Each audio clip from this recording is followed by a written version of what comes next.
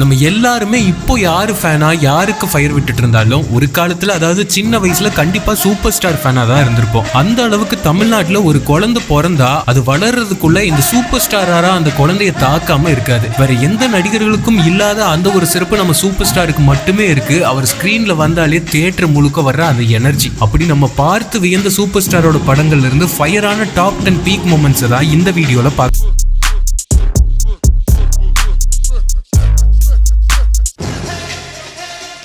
தீபாவளி பொங்கலை தாண்டி தமிழ்நாட்டுக்கே திருவிழாவா அமைஞ்சது அப்போ வந்து ஒவ்வொரு சூப்பர் ஸ்டார் படங்களும். அப்படி 1997 சுந்தர் சி டைரக்ஷன்ல வந்து அருணாச்சலம் படத்தோட ஒரு கூஸ்பம் மொமெண்ட் தான் நம்ம லிஸ்டோட 10வது இடத்துல இருக்கு. தலைவரோட மாச படங்கள்ல நம்ம எந்த அளவுக்கு ரசிக்கிறோமோ அதே அளவுக்கு அப்போ வந்து இந்த படங்கள்ல ரஜினி கையில ஒண்ணுமே இல்லாம பிரேக் ஆகி நிக்கிற ஒவ்வொரு சீன்லயும் நம்மளும் சேர்ந்து உடஞ்சு போயிருப்போம். அருணாச்சலம் ஒரு அனாதன்னு தெரிஞ்சதும் அவர் காதலிச்ச பொண்ணு வீட்டுல அந்த பொண்ணோட அப்பாவே அருணாச்சலத்தை அவமானப்படுத்தி வீட்டை விட்டு வெளியில அனுப்பியிருப்பாரு. இதுக்கெல்லாம் அப்புறம் தலைவரோட அப்பாவை பத்தின விஷயங்கள் அவருக்கு தெரிய வரும்.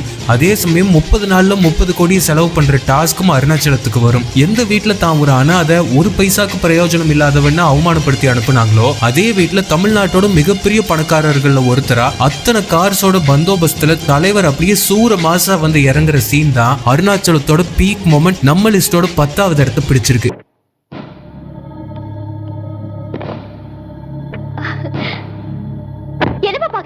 யார் வந்துட்டான்னு பாருங்க.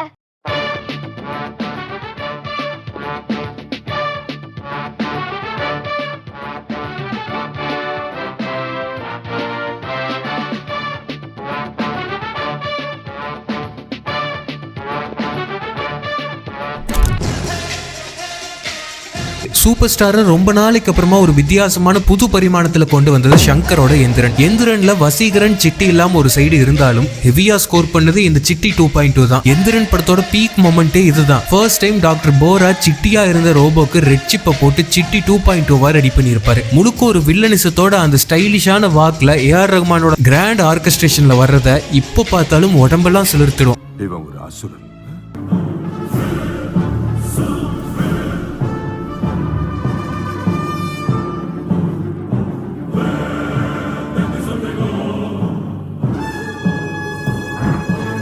அந்த சிலிர்ப்பு முடியறதுக்குள்ளேயே தலைவர் வில்லத்தனமா ஒரு சிரிப்பு சிரிப்பாரு. தமிழ்ல இல்ல இந்தியால வேற எந்த நடிகனாலையும் இந்த சீனை இதை விட 1 இன்ச்சு கூட அதிகமா பெர்ஃபார்ம் பண்ணிட முடியாது. அப்படி இருக்கும்.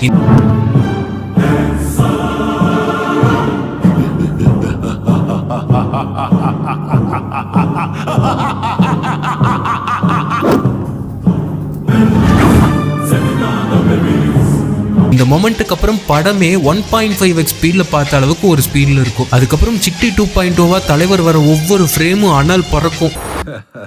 ஹாப்பி தீபாவளி ஃபோக்ஸ்.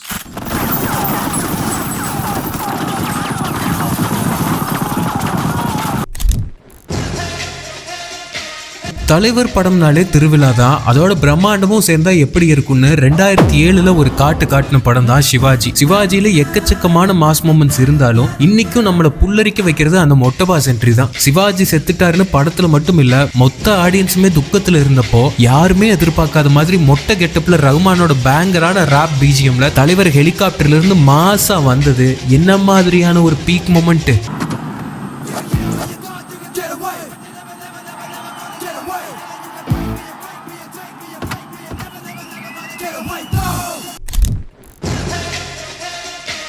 நம்ம டாப் 10ல அடுத்த பீக் மொமெண்ட் காலால இருந்து. ரஞ்சித் இந்த காலா கேரக்டரையே அவ்வளோ ஸ்வாகா ரெடி பண்ணி இருந்திருப்பாரு. சும்மா தலைவர் வர்ற ஒவ்வொரு ஃப்ரேமும் நெருப்பா இருந்துச்சு. படத்தோட இன்டர்வல் பிளாக்கு முன்னாடி ஹரிதாதா காலாவை பார்க்க தாராவிக்கே வந்திருப்பாரு. அந்த மீட்டிங் முடிஞ்சதும் கிளம்ப ஹரிதாதா எந்திரிப்பாரு. அப்போ தலைவர் இப்படி சொல்லுவாரு, நான் உன்னை போ சொல்லலையே,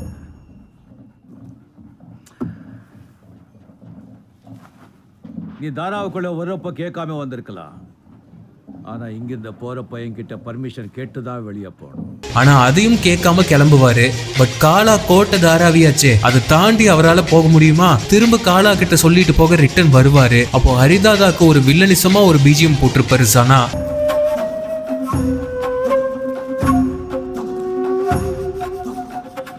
காலா செட் நான் போலாமான்னு ஹரிதாதா கேட்டதும் ஒரு பிஜிஎம் எலவேஷனோட தலைவர் அப்படியே ஸ்லோ மோஷன்ல திரும்புவாரு. பாருங்க பா, ஃபயர் தான். காலா செட் நான் போலாமா?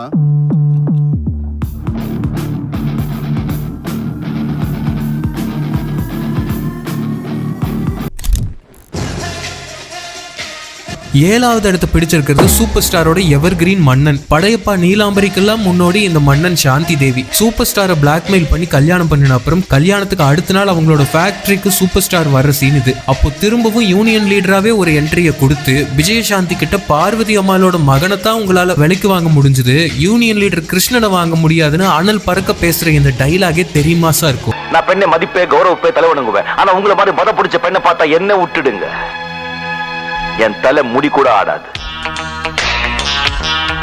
இதுக்கப்புறம் ஒரு பஞ்சை போட்டுட்டு ஸ்டைலிஷா தலைவர் நடந்து போக அதுக்கு இசைஞானி ஸ்வாகா ஒரு மியூசிக் போட அதெல்லாம் சரியான மாஸ் மொமெண்ட் தான். பொம்பளைங்களை மதிக்கிறவன் தான் ஆம்பளை, ஆம்பளைங்களை மதிக்கிறவன் தான் பொம்பளை. நான் பொம்பளைங்களை மதிக்கிறவன். அண்டர்ஸ்டாண்ட்?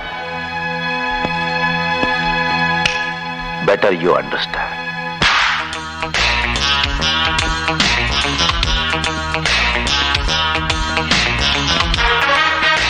நிறைய பேருக்கு தெரியாத ஒரு ட்ரிவியா என்னன்னா, இந்த படம் வந்த டைம்ல ரஜினிக்கும் அப்போதைய சிஎம் ஜெயலலிதாவுக்கும் ஒரு பனிப்போரே போயிட்டு இருந்துச்சு. படத்துல விஜயசாந்திக்கு எதிராக ரஜினி பேசின வசனங்கள் நிறைய ஜெயலலிதாவை டைரக்ட் அட்டாக் பண்ண மாதிரியே இருக்கும்.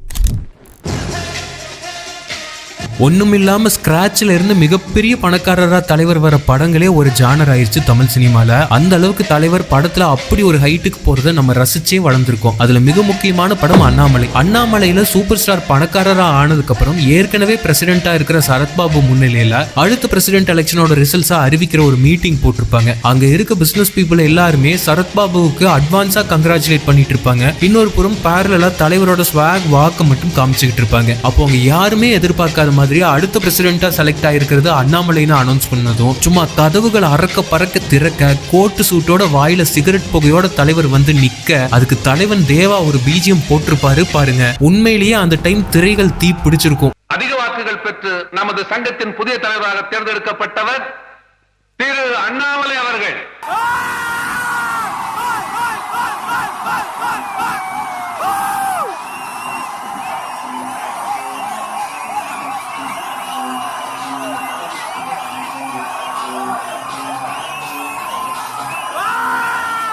அப்படியே தலைவர் நடந்து வர யாரெல்லாம் அவரை அவமானப்படுத்தி நடுத்தெருவுக்கு கொண்டு வந்து விட்டாங்களோ அவங்க முன்னாடியே அவங்களை எந்திரிக்க வச்சு சும்மா ஸ்டைலா அந்த பிரசிடென்ட் சீட்ல உட்கார அப்படி ஒரு ஸ்டைல வேற எவர் ரீக்ரியேட் பண்ண முடியும்?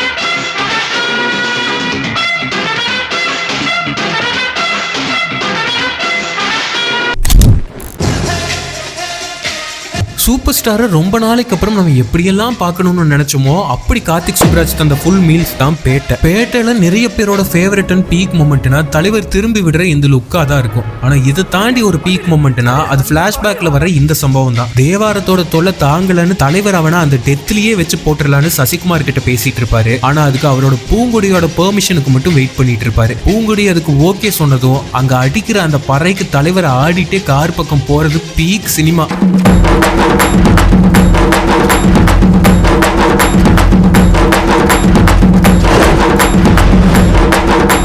போனதும் யோசிக்காம அந்த கன்னை எடுத்து சிங்காரத்தை போட்டதும் தலைவர் ஒரு வசனத்தை பேச அதுக்கு அணி போட்டிருப்பாரு பாருங்க ஒரு பிஜிஎம். அங்க நிரூபிச்சிருப்பாரு தான் ஒரு அக்மார்க் சூப்பர் ஸ்டார் ஃபேன். சிங்காரம், இந்த செகண்டோட உங்க ஆட்டம் முடிஞ்சு போச்சு. செத்தவங்களுக்கு மரியாதையா சடங்கு பண்ணிட்டு படத்தோட சேர்ந்து நீயும் உங்க ஆட்டுகளை ஊரை விட்டு கிளம்பிட்டே இருங்க. பஞ்சாயத்து பண்ண நினைச்சேன் எல்லாரும் சுட்டு தள்ளிட்டு போயிட்டே இருப்பேன். கொலை வெறியில இருக்க. 90s early 2Kல இருந்த ஒரு கமர்ஷியல் சூப்பர் ஸ்டாரை பல நாளுக்கு அப்புறமா நம்ம ஜெயிலர் மூலமா நெல்சன் பார்க்க வச்சாரு. ஜெயிலர்ல படத்தோட ஒரு கட்டம் வரைக்கும் தலைவரை குடும்பத்திலயும் சரி பப்ளிக்லயும் சரி கலாய்க்காதவங்களே இருக்க மாட்டாங்க. என்னடா தலைவரை இப்படி சப்பையா யூஸ் பண்ணிட்டாங்களேன்னு நம்ம நினைச்சிட்டு இருக்கும் போதே ஒரு டிரான்ஸ்ஃபார்மேஷன் இருக்கும். பா அப்படி ஒரு செய்கை அது. தள்ளாடிட்டு நடக்க முடியாத மாதிரி தலைவர் வர ரெண்டு ஆளுங்க தலைவரையும் அவரோட மருமகளையும் தப்பா பேச தலைவர் அதை கேட்டுட்டே வந்து காரிடோரை ஓபன் பண்ணி குனிஞ்சு அந்த கத்தியை எடுக்கும் போது இதுக்கு மேல எவன்டா போட முடியும்னு அணி ஒரு பிஜிஎம் போட தியேட்டர் தெறிக்க விட்ட மொமெண்ட் அது.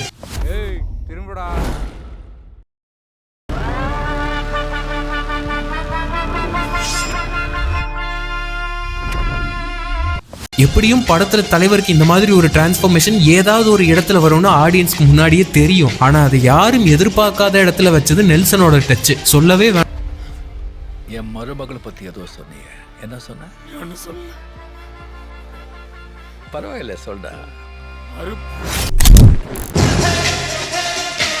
ஒரு டிரான்ஸ்ஃபர்மேஷன் சீன்னா என்னன்னு இந்தியன் சினிமா என்ன உலக சினிமாக்கே சொல்லி கொடுத்தது பாஷா தான். தலைவரை கம்பத்துல கட்டி போட்டு ஆனந்தராஜ் அடிக்கும் போது ஸ்கிரீனுக்குள்ள அழுதவங்களை விட ஸ்கிரீனுக்கு வெளியில அன்னைக்கு தமிழ்நாட்டுல கண்ணீர் வடிச்சவங்க அதிகம். அப்படி ஒரு மொமெண்ட் கொடுத்துட்டு அதுக்கு அடுத்த சீன்லயே அதே ஆனந்தராஜ் தலைவரோட தங்கச்சி மேல கை வச்சதுக்கு தலைவரோட கண்ணுக்கு மட்டுமே ஒரு ஃப்ரேம் வைக்க அதுக்கு தேவா ரீ ரெக்கார்டிங் வாசிக்க பிளாஸ்ட் அந்த சீனு.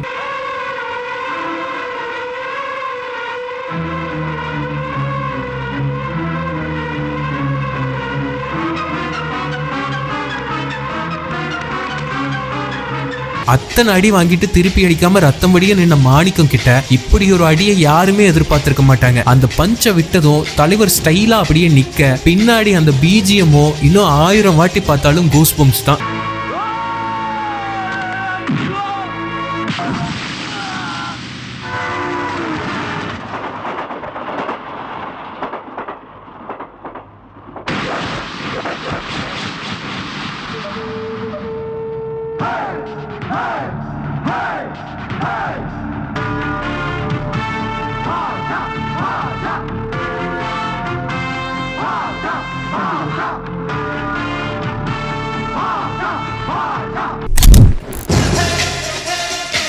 தலைவர் ஃபேன்னாலும் சரி வேற எந்த நடிகனோட ஃபேன்னாலும் சரி படையப்பாவை பார்த்து சில்லறைய சதற விடாத ஒருத்தன் இருக்க வாய்ப்பே இல்ல. அந்த அளவுக்கு படம் முழுக்க திருவிழாவா அமைஞ்ச படம் படையப்பா. படையப்பா பீக் மொமெண்ட் அப்படின்னதும் ஞாபகத்துக்கு வருது ஆப்வியஸ்லி அந்த ஊஞ்சல் சீன் தான். என்னதான் படம் வந்த டைம்ல சின்ன பசங்களா அந்த சீனை நம்ம அப்படி ரசிச்சிருந்தாலும் அதை தாண்டி ஒரு பீக் மொமெண்ட் இப்போ பார்க்கும்போது புல்லரிக்குது. அதுதான் நம்ம லிஸ்டோட முதல் இடத்தையும் பிடிச்சிருக்கு. நான் உன்னை அடைஞ்சே திருவேன்னு நீலாம்பரி விட்ட சவாலை நிஜமாக்குற வகையில சில வேலைகள் எல்லாம் பண்ணி ராதாரவிய லட்சுமி கிட்ட மன்னிப்பு கேட்க படையப்பாவை நீலாம்பரிக்கே சம்பந்தம் பேசிடலான்னு லட்சுமி முடிவு பண்ண படையப்பாவுக்கும் வசுந்தராவுக்கும் இடையில இருந்த அந்த சாத்வீக காதல் சுக்குநூறான்னு ஒருங்கி போயிருக்கும். இப்படி ஒரு நிலைமையில அம்மாவோட பேச்ச தட்டவும் முடியாம கொடுத்த வாக்க காப்பாத்துறதுக்காக படையப்பா குடும்பத்தோட ராதாரவி வீட்டுக்கு வந்திருப்பாரு. படையப்பாவை விட ஜாஸ்தி நொறுங்கி போயிருந்த நமக்கும் அங்கதான் ஒரு ட்விஸ்ட் இருக்கும். லட்சுமி சௌந்தர்யாவை சம்பந்தம் பேசதான் வந்திருக்கோன்னு வடிவுக்கரசி கிட்ட போய் தட்டை மாத்திட்டு ராதாரவி கிட்ட செருப்பால அடிச்ச மாதிரி பேசியிருப்பாங்க.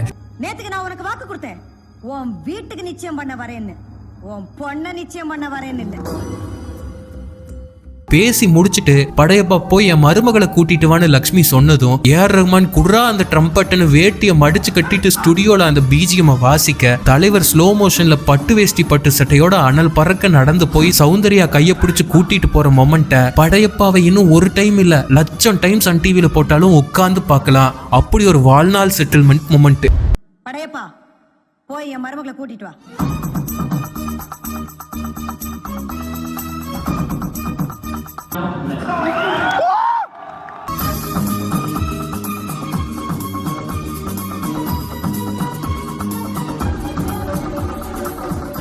என்னைக்குமே தமிழ் சினிமாவை பொறுத்தவரையில தலைவர் அந்த பிக் ஸ்கிரீன்ல கொடுக்கிற கரிஷ்மாவை வேற யாராலையுமே கொடுக்க முடியாது. அதெல்லாம் உருவாக்க முடியாது, கூடவே பிறந்து வரணும். இந்த எபிக் மொமெண்ட்ஸ் லிஸ்ட்ல சேர்ற மாதிரி கூலிலையும் லோக்கி ஏதாவது வெயிட்டா சமைச்சு வச்சிருக்காரான்னு பொறுத்திருந்து தான் பார்க்கணும். இந்த தேவா பத்தி தெரிஞ்சிருந்தோ என்கிட்டயே விளையாடு.